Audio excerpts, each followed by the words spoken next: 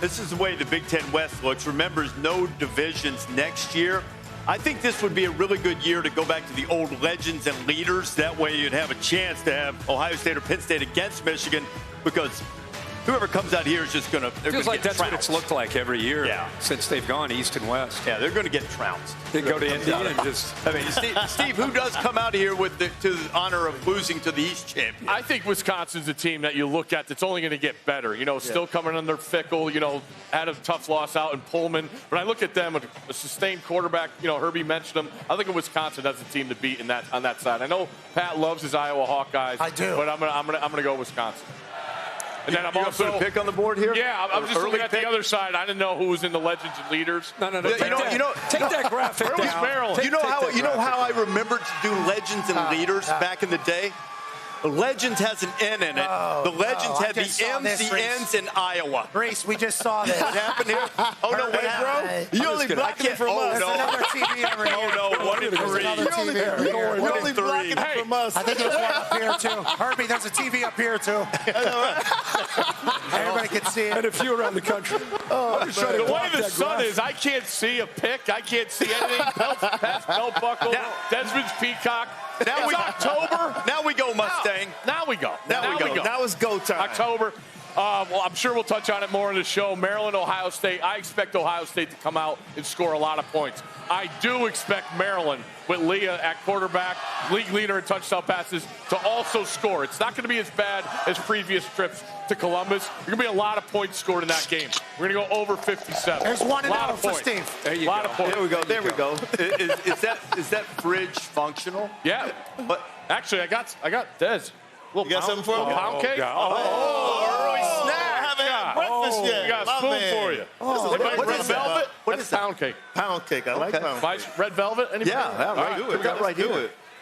I like that Steve was serving picks. If I can't make a pick, I might as well serve food. Yeah. Okay. All right. Well, Michigan's been helping the world keep promises. You see these stats, number of points they've scored and the points allowed.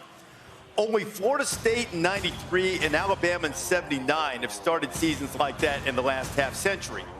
Both of those teams won the national championship. And if they do it again today, they'll match the longest run since Nebraska in 71, which also won the national championship.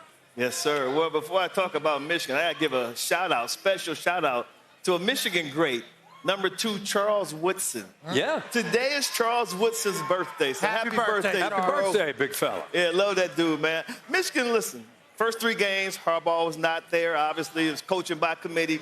Now I think Michigan is starting to look like Michigan football. He came back in the Rutgers game, and then last week against Nebraska, they really started to catch fire offensively. So I think Michigan is looking like the 2023 version of Michigan now because Harbaugh's on the sideline. Yeah, it feels like maybe even a better version of what they were last year. And obviously last year they make it to the college football playoff. The defense only giving up 6 points per game. We see that. Blake Corum has 9 touchdowns, has scored in every single game. J.J. McCarthy's doing his thing. Yeah. The finish of their season. Obviously, Penn State, Maryland, then Ohio State is going to tell the tape. But this particular team, I feel like, is even better than the team last year somehow. And with that adversity at the beginning, because Harbaugh, with the hamburger, self-imposed suspension, Mike Hart's coaching, I think that even builds up a little bit more adversity, makes them a little bit more mature.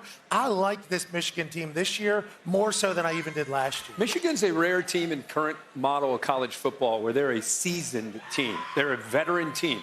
You look at the team that went last year and made a run, had some great moments, and then had that difficult moment against TCU. Look at the roster. Almost all those guys are back this year, so they can't help who is on that schedule. They just go out. You look at that graphic we just showed you. It's worth saying again, 3.7677. Are you kidding me? This team walks to 9-0 until November 11th when they go to Happy Valley and then end of the year against Ohio State.